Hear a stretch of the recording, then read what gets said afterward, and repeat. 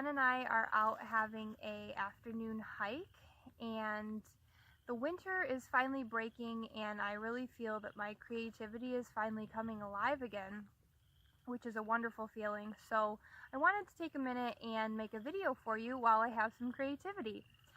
This is an exercise that I have tried myself recently, and it's something that you could try if you have something in your life that you want to do, but you really don't think it's possible, or you really don't know how to do it or how to start. So this is going to be a mental exercise that you do. I'm not going to be working out for you, but what I'm going to do is explain what the exercise is, and then at the end of the video I'm going to do it for you so you can have a chance to try when you have some time. So this is not my idea. This is an exercise that I learned from a comedian, actor, motivational speaker named Kyle Cease.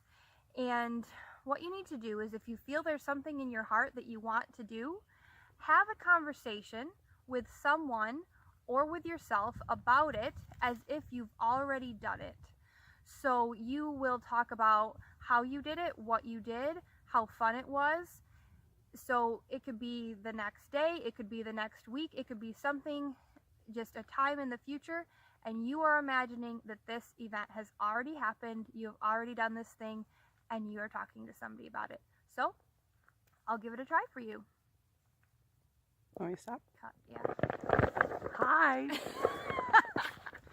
So Dawn, I really wanted to go and live in Scotland for a month, and I just got back from it.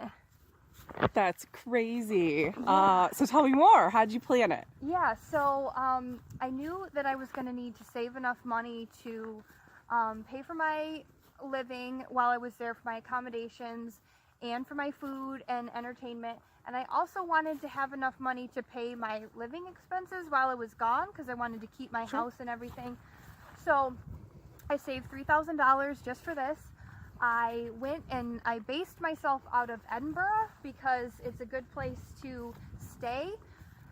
I stayed in a mix of Airbnbs and hostels, and then on the weekends and stuff, I went to all these different places in Scotland. I went to Aberdeen, and I went to Glasgow, and I even went all the way up to the Shetland Islands.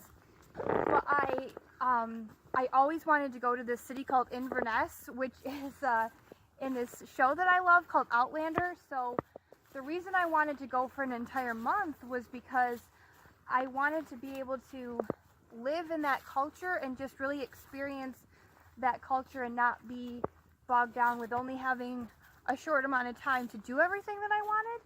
So I had some days where I just went to a coffee shop and just spent the whole morning kind of just in the coffee shop and being around Scottish people and being in a Scottish atmosphere, and it was such a great experience. Gosh, I'm so happy for you. So how did you prepare, like, all the Airbnbs and where you were going to stay? Did you logistically map it out, or just kind of go with what you felt in the moment?